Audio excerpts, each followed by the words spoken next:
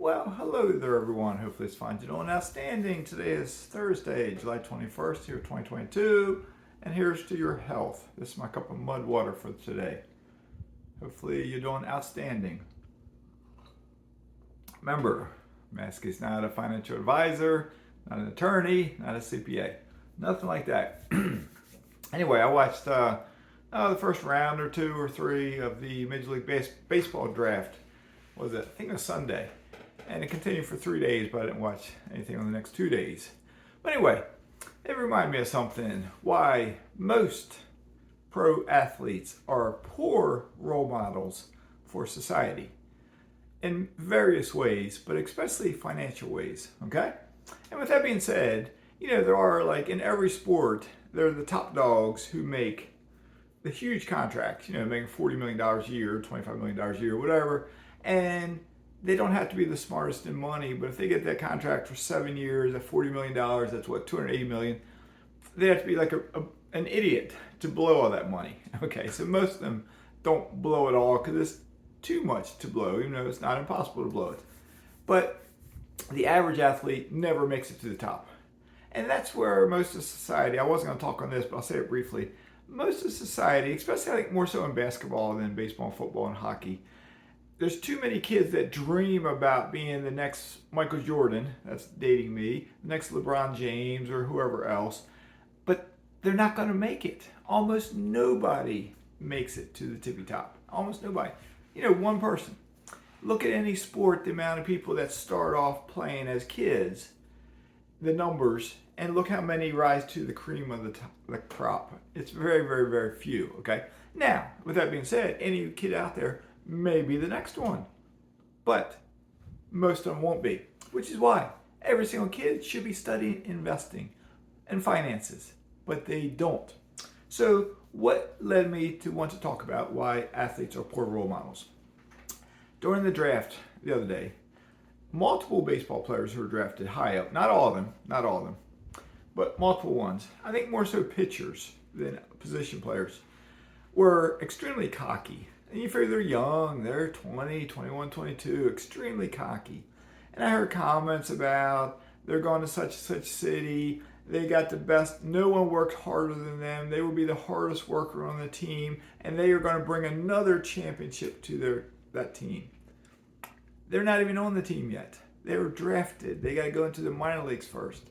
They may never make the team, especially if they're a pitcher, because all it takes is one pitch and they throw their elbow out, they throw their shoulder out where they can't come back from it. It happens, okay? Or they take a line drive to the head or to some part of the body. That ruins their career. It happens, okay? Look up, what's his name, Herb Score, 1950s, I think it was, pitcher, hit right at the eye socket. There's black and white pictures of him, bloody as anything. He returned to baseball, but he never was like he was before, and it basically ended his career, okay? And athletes, your career could be over like that, okay, really quick. But anyway, this young man got drafted. If I remember right, he's a pitcher for the Miami Marlins. Jacob Miller, something like that, maybe, I think. And I don't follow the Marlins, even though I'm in Florida. They're in Florida. I don't follow them. I'm an Orioles fan. But anyway, he, like so many others, was quite confident, shall we say, cocky. But he made a comment. The person interviewed him said something to the effect of, what are you going to do when you get there? Or I don't know, how they word it. But he responded something to the effect, and I won't use the right word because I don't remember exactly the word he said. It was one of the newer words that the young generation will say. But he said something like, I think, I could have it wrong, but he said something to the effect of dressing the swag, whatever the other word might be. Something about, I got the impression, I could be wrong, I got the impression he's going to spend it to buy new digs and dress up, because the reporter then, the person interviewing him, said something like, well, we need to hook you up. When you get there, you can connect with, I think they said, I'm not a Marlins fan, but I think they said Jake Plummer, baseball player on the Marlins, I believe. I guess if I understood everything right, he is known to be the sharpest dresser. So this young guy who was just drafted can team up with him. But it got me thinking about it anyway. Athletes, since I was a kid, the top ones make a lot of money. So many athletes blow it. They blow their big paychecks because not all of them are making $40 million a year, especially in yesteryear. As a kid, baseball players worked a lot of times in the wintertime during the off season. They worked jobs, like real jobs. Okay. When I went to a public school in kindergarten, a girl in my class, her dad was a backup catcher on the Baltimore Orioles. All right, growing up as a kid, I met different Orioles. Mark Belanger, he was my favorite player, shortstop, number 7. Brooks Robinson played on the team. Jim Palmer was one of the pitchers way back when, and so on and so on. But I went to a hunter safety course to get my hunting license. I don't know what age I was, 12, maybe 13, 14. And Mark Belanger was there with his son. I think Pat Kelly was there with his son, and maybe Terry Crowley, pinch hitter. Pat Kelly was an outfielder, I think. And Terry Crowley, all 3 were there with their sons. I remember being at the state fair one time and met Johnny Unitas. He was walking around. Johnny Unitas, Hall of Fame quarterback from the Baltimore Colts. In elementary school, the backup quarterback on the Baltimore Colts at that time would have been in the 70s. He was friends with the PE teacher, and he would come to our school like once a week. And he'd always, when we went outside to play, have recess outside, or gym class outside, we would run over to the court, the tennis court, play kickball out there and other stuff, but we'd run. And I remember he was running, he was a big guy, and he was running, I was a kid. And I remember speeding up and passing him and kind of like looking at this race or someone, and he's like, oh, you're too fast for me or whatever. But I remember just thinking, he plays on the Baltimore Colts. Okay, cool. When I played baseball, a guy who's in the Hall of Fame for the NFL, he was a lineman on the Baltimore Colts. He had 2 sons. They played on my baseball team or played in the same league, elementary school. So we've all, just multiple teams, but we all played together, and so on and so on. So anyway, back then, athletes worked a lot of times in the off season. Nowadays, most athletes don't work another job. They might, if they're at the minor league level, yes, they might, because they don't make a lot of money. Once they make the major leagues, minimum salary in Major League Baseball, $1 million a year, roughly. They don't get it all, taxes and whatnot. They don't get it all, but it's a lot of money. When they're in their 20s, it's a lot of money. Most don't know how to invest. There's a baseball player.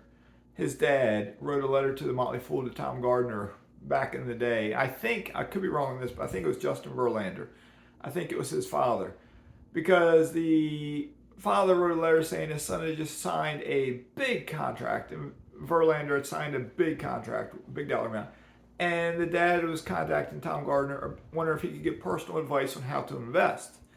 And I think Tom Gardner basically told him he can't give personal advice, but that motivated him to start a service, and I think he told the dad this, to start a service where they would start a portfolio that people could model, and they would start with like $1 million or something, and every quarter they might put another $500,000 into it. So somebody who had big bucks could copy them, or somebody had little bucks, instead of putting $1 million in, maybe they put $10,000 in.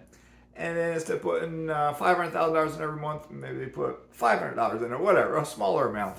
But you had to have, they recommend you have a little bit more money to be involved in this service, okay?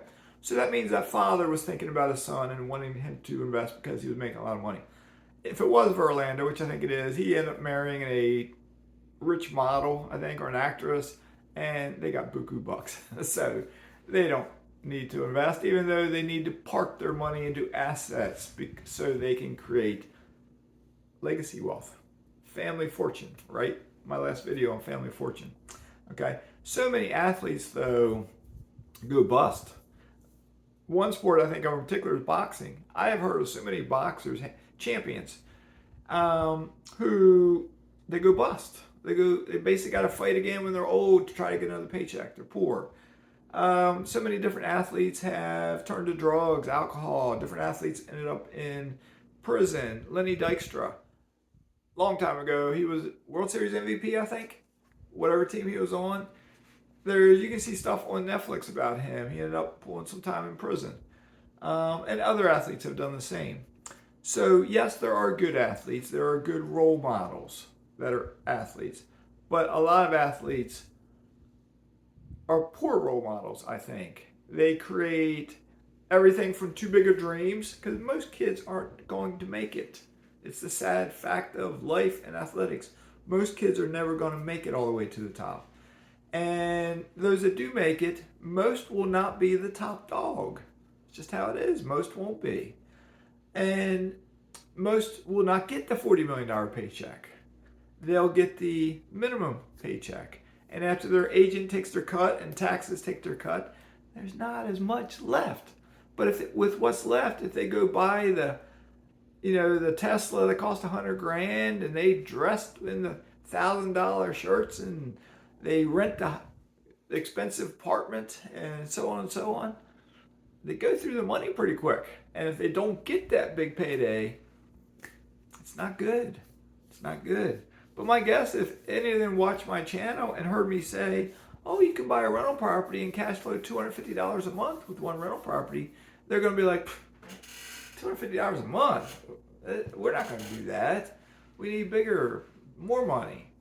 Well, by golly, take the stuff I say in my other videos where I talk about investing in a single family home, and if you got bigger bucks already, buy a cash flowing multifamily home that will give you $1,000 or $2,000 or $5,000 or $10,000 or $20,000 a month of positive cash flow.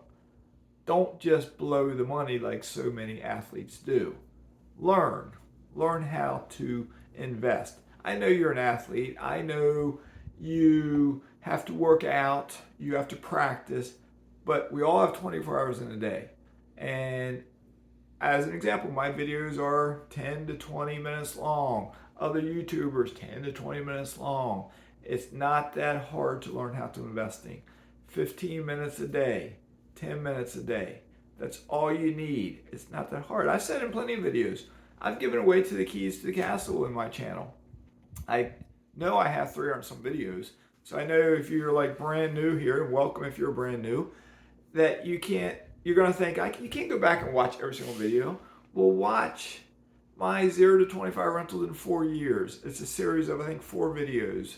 Watch them and figure out how I did 0 to 25 in 4 years. Because you can literally, if you want to, copy what I did. I'm not telling you to do it, but it's a thought. Or tweak what I did for your own self to make it work. Okay? So anyway, it is what it is. All right. Well, my tiki hut's done down there. Roof's on it. Looks good. I do have a gentleman stop by today. I'm going to show him some little things. He stopped by probably about 30 minutes. I got to get off here, but show him a few little things. I mean, it's my first dock. It's my first tiki hut. Maybe it's supposed to be like that. Maybe not. I'll ask him and find out. So anyway, and probably tomorrow or the next day or by next week, I'll make a video talking about an update on Kiavi and how it's impacted me with my investing and what I'm doing in regards to that, and how I still have a goal of getting to $25,000 a month positive cash flow. And once I get there, I'm not stopping. 30, 35, 40, 45, 50. That's my goal. So we'll see. Are you there with me? Get started today. Start with $250 a month in positive cash flow and just build on it. Okay? Good enough. Y'all stay safe in all you do. Learn how to invest. Start investing. It's a slow journey. It's not a race. It's not going to happen overnight. It takes years. But you got to get started. All right? All right, good enough.